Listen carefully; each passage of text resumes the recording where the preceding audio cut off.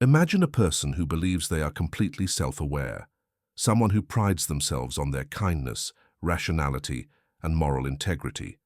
A person who feels they understand their own motivations and behaviors perfectly.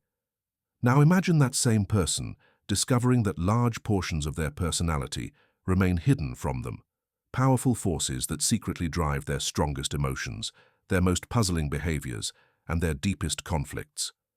What if the parts of yourself you've rejected, denied, and pushed away weren't truly gone, but were actively shaping your life from the shadows? Today, we will uncover the psychological mechanisms that Carl Jung, one of history's most revolutionary psychologists, discovered and documented throughout his life's work, revealing the invisible forces that influence your relationships, your decisions, and your perception of reality. And the final revelation will be the most powerful of all. It will change the way you see yourself forever. This is not just a theoretical discussion. This hidden dimension affects all of us. You might think that you know yourself completely, that there aren't significant aspects of your personality hidden from your awareness. But Jung's analytical psychology tells a different story. The terrifying truth is that each of us carries what Jung called the shadow, a collection of qualities, impulses, and traits that we've rejected from our conscious identity.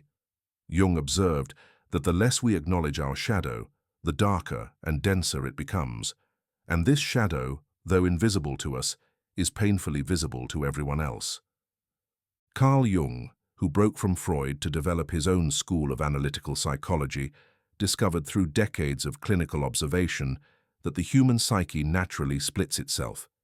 The parts we accept become our conscious identity, or what Jung called the persona. The parts we reject don't disappear, they form our shadow. Jung's years of research with patients showed that our sense of self is far more fragmented than we think. The shocking part: most people never realize these hidden forces are operating until they experience what Jung called a confrontation with the unconscious, a crisis or breakdown that forces them to face what they've been avoiding. But what are the mechanisms that create this shadow? What unseen influences cause us to reject vital parts of ourselves? That is exactly what we are going to uncover. The truth may be uncomfortable, even disturbing, but it is necessary, because only by understanding this process can we become whole, authentic, truly free from the invisible patterns that control us from behind the scenes. There are several factors at play, and each one is more insidious than the last. First, there is the formation of the shadow in childhood. It does not happen by choice. It begins with the natural human need for love, acceptance, and belonging. Jung explained that the child's psyche is highly adaptive, molding itself to fit the expectations of parents and society. A child might express anger only to be told, "Good boys don't get angry," or show sadness only to hear, "Stop crying," or "I'll give you something to cry about." These messages come from parents, teachers, religious institutions, and peers. Jung observed that the child simply hides these unacceptable qualities initially, but over time they become buried so deeply that the person loses awareness of them entirely. What once was a natural part of their personality now becomes alien, threatening, something to be denied at all costs. Jung saw this as a moral problem that challenges a person's entire sense of self. Then there is the mechanism of projection, which Jung identified as the most common way the shadow manifests in daily life. One of the most chilling psychological realities Jung documented is that what we cannot accept in ourselves, we see everywhere in others. Jung noted that the things that irritate us most about other people often reveal important aspects of ourselves we're unwilling to see. The traits that trigger our strongest reactions, particularly disgust, anger, or intense criticism, are often our own disowned qualities projected outward. Jung described projection as an unconscious, automatic process where what's unconscious in ourselves gets transferred onto others, making it appear to belong to them instead of us.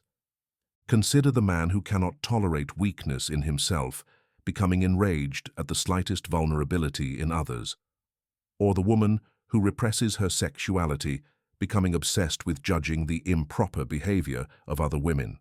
As Jung observed in his clinical work, the shadow ensures that what we most deny in ourselves becomes what we most readily see and condemn in the world around us. But it does not stop there. Another key factor that Jung identified is the collective shadow that forms in groups. Jung explained how when people share the same blind spots, the same repressions, the same denials, they create a collective shadow. This explains why family systems often share the same taboo topics, why religious groups can enforce rigid moral codes while blind to their own contradictions, why entire cultures can project their disowned qualities onto other nations or ethnic groups. Jung was particularly concerned about this phenomenon after witnessing the horrors of World War II. He wrote extensively about how ordinary people were led to commit horrific acts because they were projecting their collective shadow onto an enemy. The phenomenon of scapegoating, placing society's disowned elements onto a person or group and then attacking them, represents what Jung saw as the shadow in its most destructive form. Think about how many conflicts in history, from personal feuds to global wars, were fueled by projection. Jung observed that the participants did not see themselves as acting out their own disowned qualities. They truly believed they were fighting external evil. And here is the most unsettling question of all. Could you be doing the same? Could you, right now, be projecting your own disowned traits onto people you blame, criticize, or cannot stand? Jung would suggest the answer is more complicated than you might think. And in the next section, we will go even deeper into the consequences of living with an unacknowledged shadow. The most shocking truth of all is yet to come. One of the most dangerous aspects of the shadow is its effect on relationships. Jung observed that people rarely recognize their projections, even when these projections are destroying their connections to others. Instead, they remain convinced that others truly possess the qualities they cannot acknowledge in themselves. This is where what Jung called emotional complexes reveal the shadow at work. When someone provokes an emotional reaction that feels overwhelming, disproportionate, or seemingly irrational, that's the shadow. Jung described these complexes as emotionally charged psychological patterns that are incompatible with our conscious attitude. Imagine someone who feels inexplicably enraged when a colleague receives praise. Rather than recognizing their own disowned need for recognition, they convince themselves the colleague is manipulative, undeserving, or insincere, or consider the person who feels intensely threatened by someone else's confidence, creating elaborate reasons why that person is actually arrogant or fake. The shadow doesn't just distort how we see others, it actively sabotages our deepest needs. This explains what Jung observed as repetition compulsion, where people recreate the same painful relationship patterns throughout their lives. Jung noted that until we make the unconscious conscious, it will direct our lives and we'll simply call it fate. A person who cannot acknowledge their vulnerability might continuously choose emotionally unavailable partners. Someone who has disowned their power might repeatedly find themselves in relationships with controlling individuals. The shadow ensures we keep encountering what we most need to integrate, but cannot yet face. But cognitive dissonance alone does not explain everything. There is another force that Jung identified, one that is even more insidious. It is the autonomous nature of the shadow. Jung discovered that the shadow isn't simply a collection of repressed traits, it functions as a semi-independent complex within the psyche. Jung explained that these complexes behave like animated foreign bodies in our consciousness. This explains why we sometimes find ourselves doing things that contradict our conscious values and intentions. In these moments, it isn't that we're choosing to act differently. It's that another part of us, the shadow, has temporarily taken control. This autonomous quality makes shadow material particularly dangerous when triggered. A person who sees themselves as perpetually rational may experience moments of completely irrational rage or fear.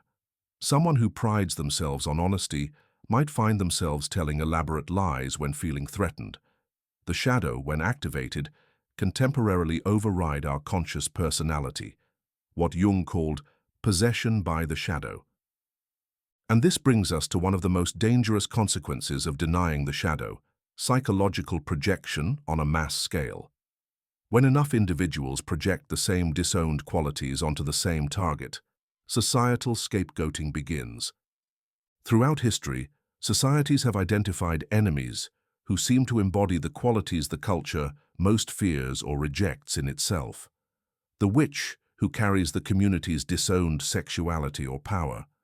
The outsider, who represents the culture's denied vulnerabilities. The heretic, who speaks the uncomfortable truths no one wants to face. Jung saw this pattern repeat throughout human history and warned about its dangers. This is why throughout history, propaganda has been so effective at dehumanizing enemies. It speaks directly to the shadow, activating collective projections while bypassing rational thought.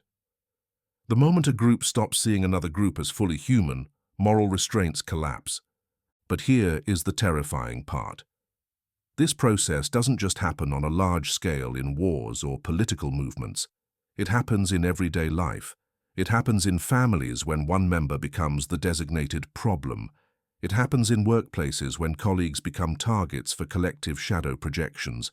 It happens in relationships when partners project their disowned qualities onto each other, creating cycles of blame and counterblame.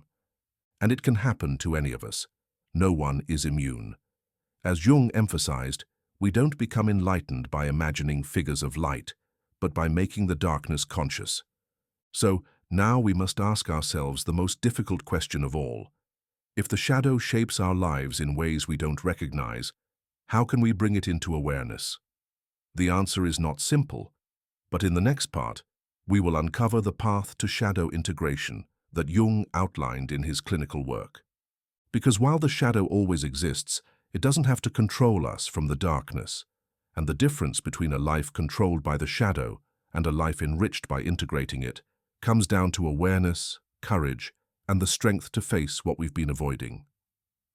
The first and most powerful step toward shadow integration is shadow recognition. Many people believe they have no significant shadow material simply because they see themselves as self-aware.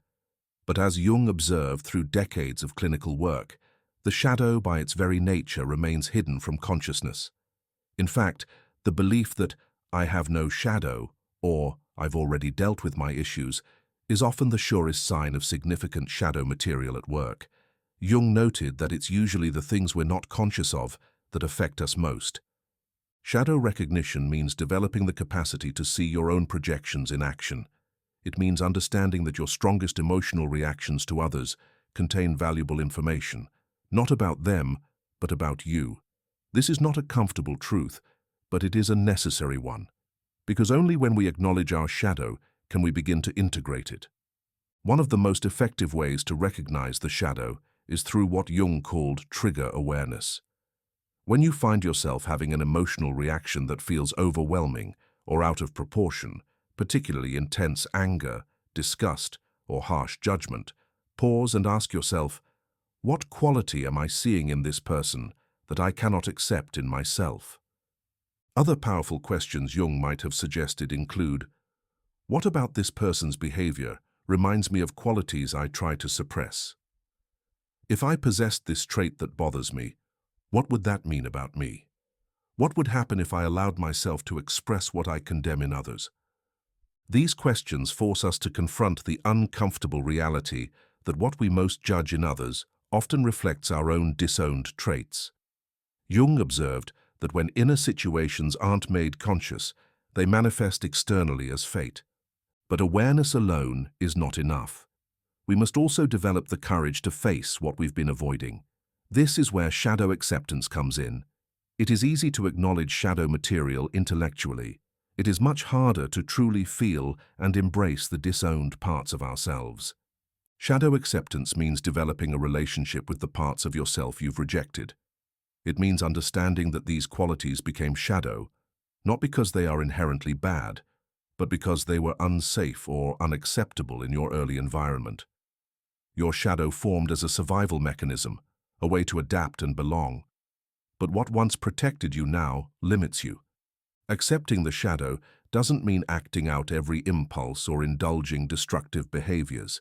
It means acknowledging these aspects exist within you, understanding their origin, and finding constructive ways to integrate their energy.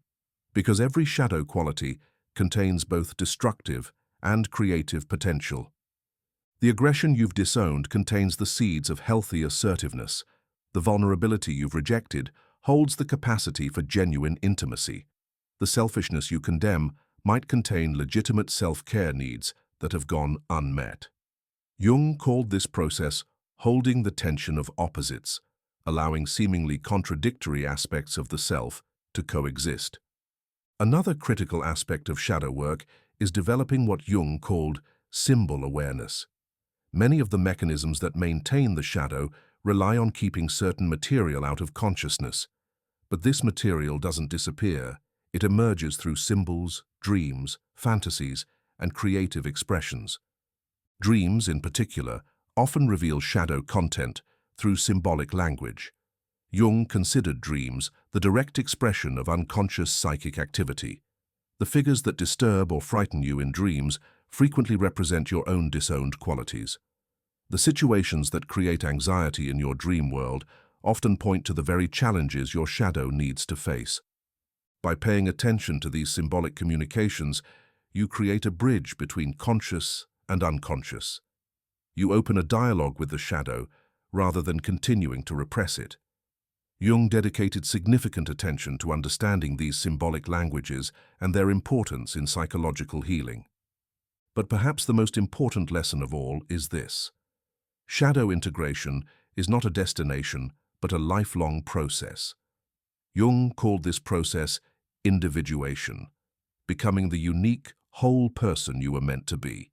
It is not about eliminating the shadow, that's impossible. It's about developing a conscious relationship with it, about bringing light to what has remained in darkness. In the final part, we will reveal the ultimate truth about the shadow. This is the final, most liberating force at play, and once you understand it, you will never see yourself or others the same way again.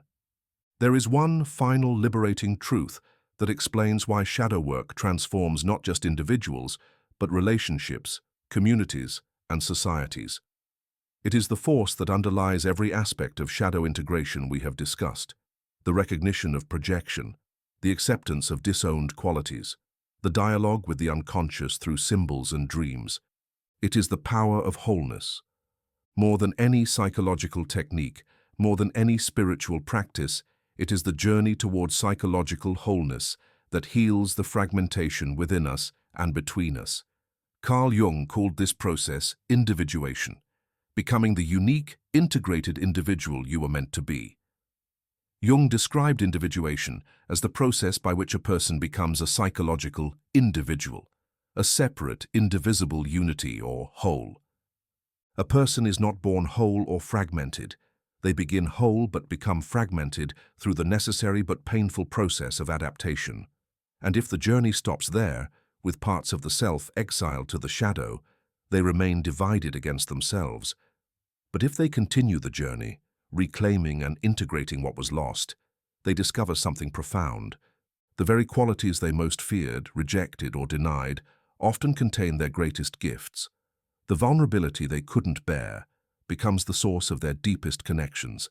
The anger they repressed becomes healthy boundary setting. The selfishness they condemned becomes proper self-care. The sexuality they feared becomes life force energy. The power they disowned becomes purposeful action in the world. This is why no one can afford to ignore their shadow. It is not enough to simply live with half of who you are. You must actively engage with the fullness of your nature, both light and dark, conscious and unconscious, accepted and rejected. Jung emphasized that wholeness is not achieved by cutting off a portion of one's being, but by integration of the contraries. Because just as an unacknowledged shadow can destroy, an integrated shadow can transform. Jung observed that, in the shadow is the gold, meaning our greatest potential often lies in the parts of ourselves we've rejected. But here is the most profound question of all. If integrating the shadow unleashes such potential, such wholeness, such liberation, Why do we resist it so fiercely? The answer is both simple and profound. We resist shadow work because it requires us to surrender the illusion of who we thought we were in order to become who we truly are. It demands that we question our most cherished self-concepts, that we face our deepest fears, that we acknowledge capabilities for both creation and destruction, love and hate, courage and cowardice, that we embrace the full spectrum of our humanity rather than clinging to a sanitized version of ourselves. And most importantly, shadow integration requires that we recognize the line between light and dark runs not between people, but within each person, including ourselves, especially ourselves. This was perhaps Jung's most profound insight, that the battle between good and evil is fought not between nations or groups, but within the human heart. Jung observed that people often become neurotic when they content themselves with inadequate answers to life's questions. They pursue external success and remain unhappy even after achieving it because their lives lack sufficient meaning. This is the final truth. There are no people without shadows, just as there are no shadows without light. There are only human beings, complex, contradictory, and whole when they embrace all aspects of themselves. So ask yourself, are you ready to meet your shadow? Are you willing to face what you've been avoiding in order to reclaim the energy, creativity, and authenticity that await you there?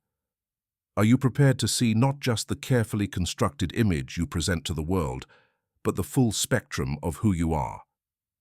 Because in the end, the difference between a fragmented life and a whole one is not fate, it is choice, and that choice is yours to make every single day.